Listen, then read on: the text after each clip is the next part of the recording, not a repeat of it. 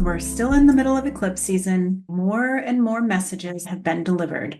If you aren't already jotting down some of the themes that keep showing up for you over and over this eclipse period, you should be, because these are the lessons that you're going to be working with for the next 6 months and longer. But this is a time where your higher self and the universe is really pointing you in the direction of where you should go. So let's talk about it. I'm Nafa Perkins of Astrology. I just finished my second season by season workshop. This one was Equinox Visions, and it went great. Thank you to all that came. I'm super psyched to do these and to offer these to everybody. This is a chance where we get to dive into the current astrology and just get into some of the deeper layers that I can't really get into in the teaching. This is also where I have people that I can direct to tune in to get the messages from their higher selves. And so, all in all, what a great experience.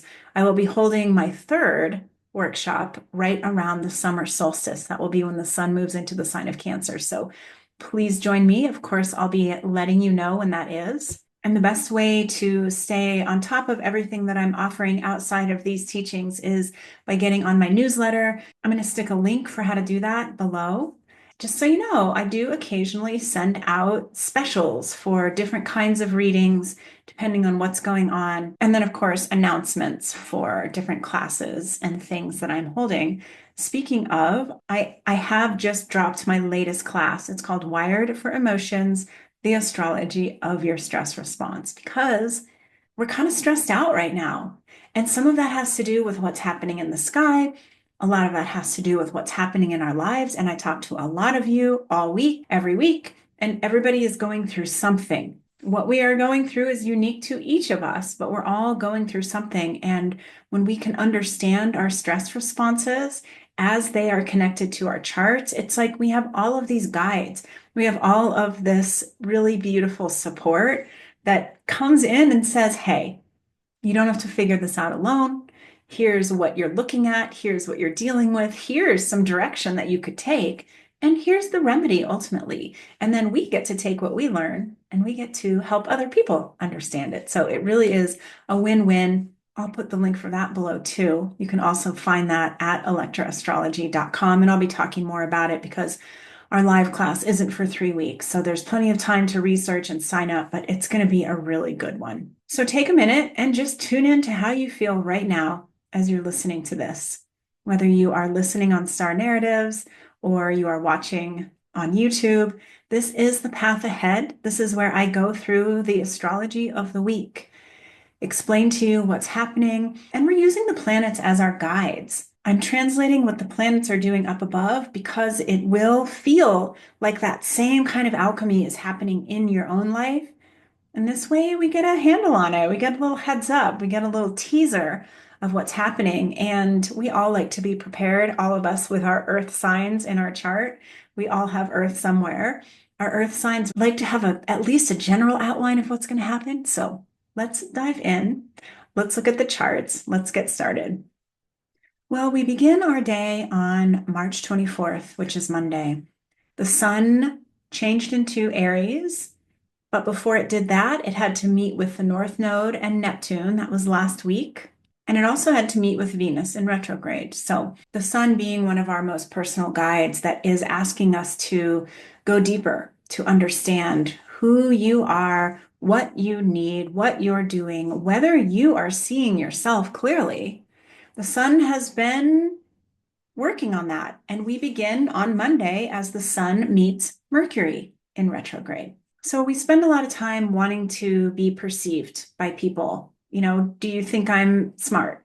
Do you think I'm successful? Do you love me? Do you want to be my friend? Do you want to be my partner? Are you in love with me? Do you find me attractive? Do you find me appealing? Part of why we're always seeking the external validation is because we have a hard time seeing ourselves.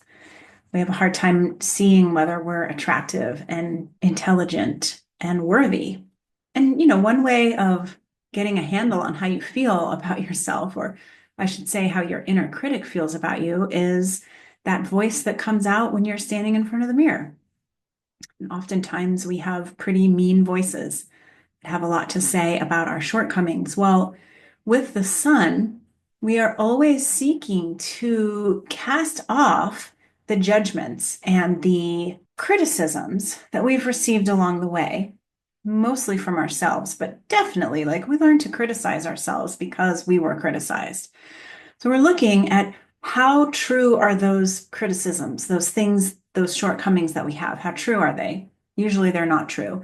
And can we get rid of them? Can we begin to see ourselves even more clearly? And so, as the sun, like I talked about this last week, as the sun had to make this gauntlet and cross over Saturn, North Node, Neptune, Venus in retrograde, and now Mercury in retrograde, and it's headed for Chiron. The sun, our sense of self, has gone through an extreme transformation, hopefully for the better. This is also right in the middle of eclipse season. And so these eclipses bringing in the mirror, bringing in that reflective, hey, here's what's happening. Hey, what are you dealing with? So, like I said at the beginning, write down the themes. If you're having repetition around comparing yourself to someone or others, or maybe you're dealing with having to stand in your power with a relationship or an old relationship. Maybe you're dealing with feeling the sadness of friendships ending. Maybe there's a relationship in your life that you're unsure of whether you want to continue. Maybe there's a relationship in your life that you definitely want to continue, but you don't feel like they see you and appreciate you for all that you do. Like these are just examples of themes that I've worked with clients with over the last week. And this is the eclipse season showing you, hey, here's where you have a wound. Here's where there's something that is blocking your ability to see yourself clearly. And here's what you can do about it. On Monday, when we see the sun meeting with Mercury, this is where we have to be mindful of the mind and the thoughts that are coming in that are trying to tell us one thing. Oh, you're not successful. You didn't make $1 million this year. Oh, you can't fit in those pants anymore. You've gained a lot of weight. You're a failure. Oh, there was a party you didn't get invited to. You must be a big loser. Oh, how dare you try to create something for yourself when there's all of these people in the world that are suffering. These are just examples, but these are how our thoughts come in and block us from seeing ourselves clearly.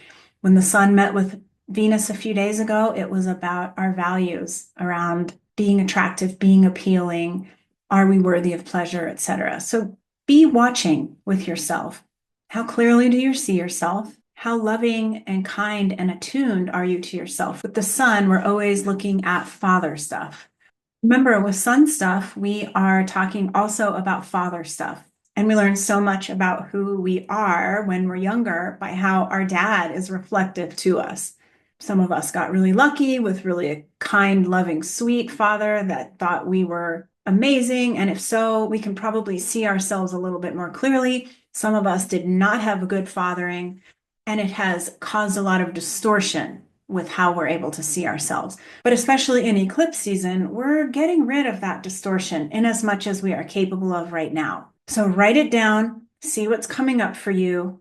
And this is really about working to see yourself clearly, to honor yourself, to say, hey, I didn't want to go to that party anyway.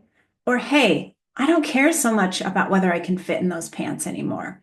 Or, hey, I've accomplished a lot. There's something really important about reflecting positively back to yourself about who you are. Like I talked about in my season to season workshop, how can we affect positive change in the world when we can't even affect positive change with the way that we see ourselves? So this is a practice period for that. In a week or so, when the sun meets Chiron, we're going to revisit this theme. I'll talk more about it. On the 24th, we also have Venus in retrograde in a trine to Juno. This is relationship stuff. This is about finding your footing within your relationships, especially when it comes to this fire energy. Fire energy is actionable. It tries to move forward because of a passionate sense of this is right.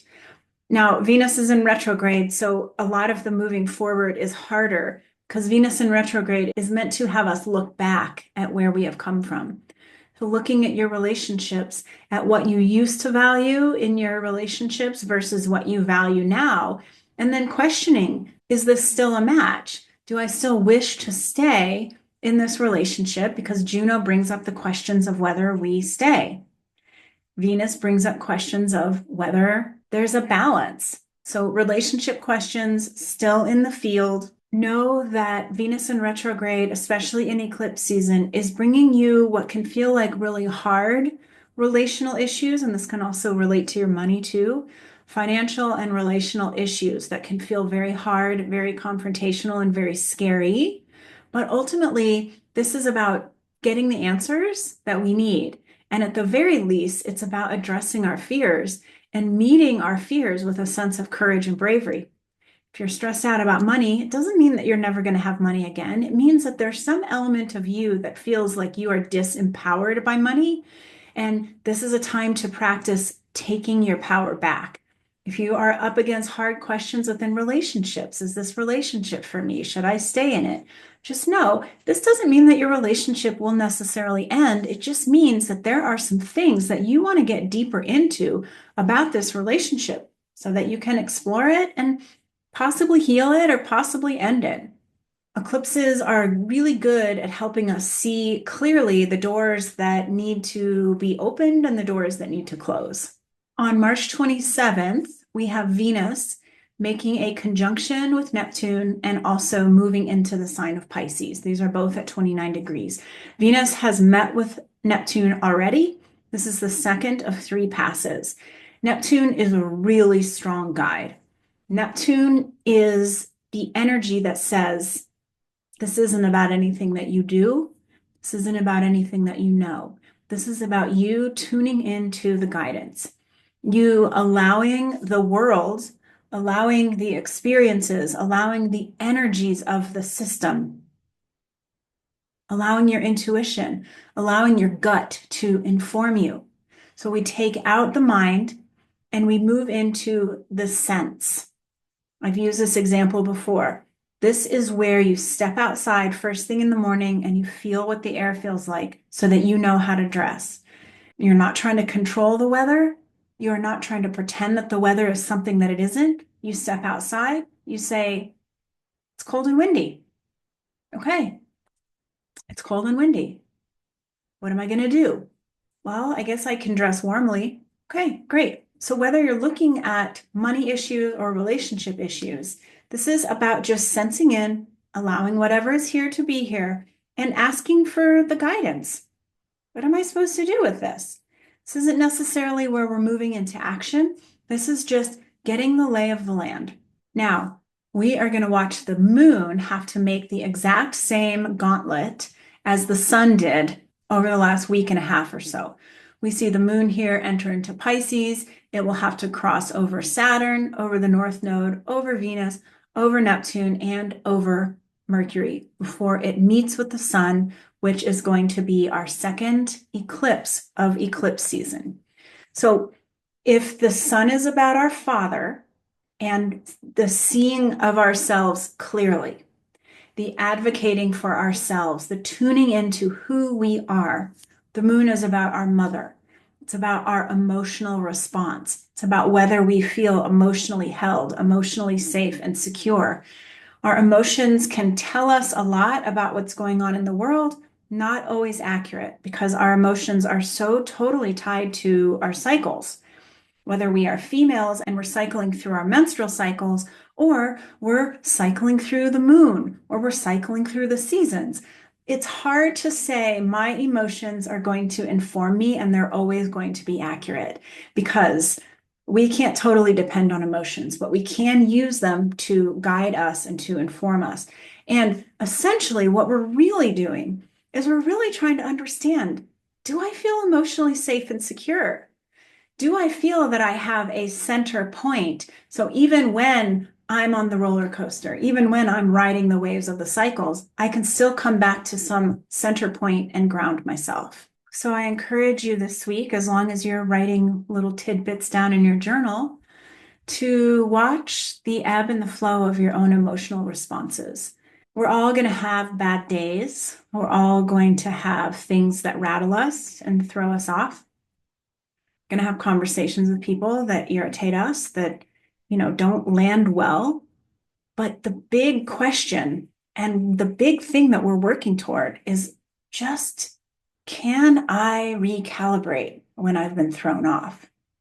Do I have a strong enough emotional center that even when everything is falling apart around me, I am not emotionally reactive? I don't have to go out and break windows. I don't have to go out and honk horns. I don't have to go out and punch everybody in the nose. As you're noticing as you go through the week, what is it like when you hit a point of irritation or you get angry or you're swept over with grief? Like, how do you come back to your center? We learn about how to come back to our center from our mothers. Sometimes that's great. We have great modeling. Sometimes it's not great, but we are learning to remother ourselves. So we see as the sun and the moon come together to meet down here at 9 degrees of Aries. And this is a Boulder, Colorado chart, so we will not be able to see this eclipse. The sun will not be up yet. What we see as they come together to meet, this is where our inner sense of self, our sun, and our relationship to the father energy comes together with our inner sense of our emotions and our mother energy. You've heard me call the sun and the moon the king and the queen. They are the king and the queen of our own personal kingdom. So when they come together, there is a power, there is a force, because they are seeking to understand one another. These parts of ourselves that are so integral to who we are coming together in partnership.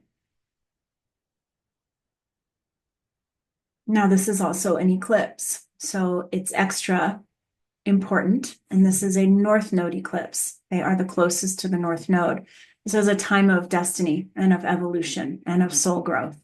So pay attention this week, because you are being delivered some tools for growth.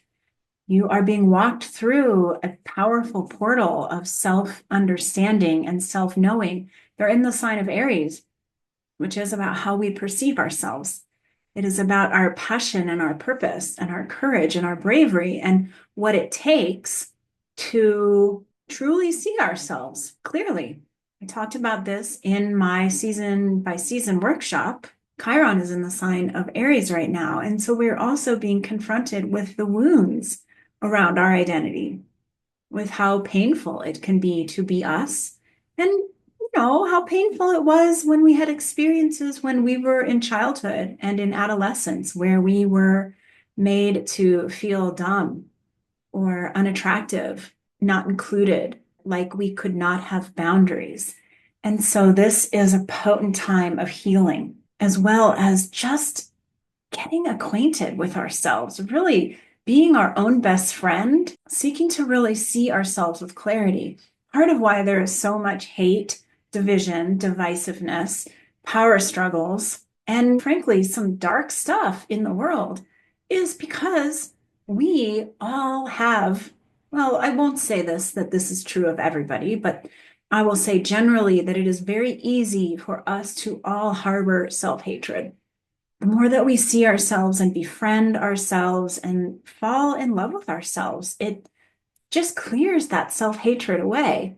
And then we are no longer contributing to the problems on the planet, which is what we're trying to do. We're trying to heal the planet by healing ourselves.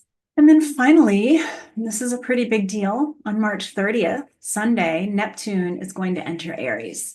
And Neptune has not been in Aries since 1861. Think about that. 1861. It's 2025. So it's a big deal. Neptune being one of our guides that is helping us to understand the nuance of being a human on the planet while also being of spirit. Neptune has been in the sign of Pisces, which is the sign that it has ruled since 2011. Think back to everything that has happened to you from 2011 until now in terms of your relationship to spirituality, intuition, empathy, God, the universe, your guides, connecting in with the ethereal realms, your ability to see the multiple layers of this universe as opposed to what's right in front of you. It can look a million different ways, but just think about the evolution of your relationship with, we'll call it spirituality, since 2011. It's been big. A lot has gone down. So as Neptune is now entering into a whole new sign, we know it's going to be big and a lot is going to go down. And we are starting to see the very beginnings of it. We won't have a clear picture for some time. And, Neptune doesn't really like to give us a clear picture because Neptune is so much about the spiritual journey, the spiritual lessons of something, which is not the same as the achievement and success that a lot of us kind of equate with, like, here's what's going to happen, here's the goal, and here's how I'm going to meet the goal. But know that this is big. This is big in the collective and it's big for you personally. So be writing all of this stuff down. I have zodiac journals, by the way, that are designed to help you log some of these insights so that you have a little time capsule and you can go back and read what you were going through, read what was happening. It's always really valuable because inevitably, especially with astrology, we're looking at cycles. It's good to go back and say, what was happening for me in 2011? Right? Like, where was my mind? What was I doing? I mean, we can remember the things that we were doing. We can remember the general sense of what was happening in our lives. But imagine if you had a little time capsule that talked about the thoughts that you were having. It'd be fascinating.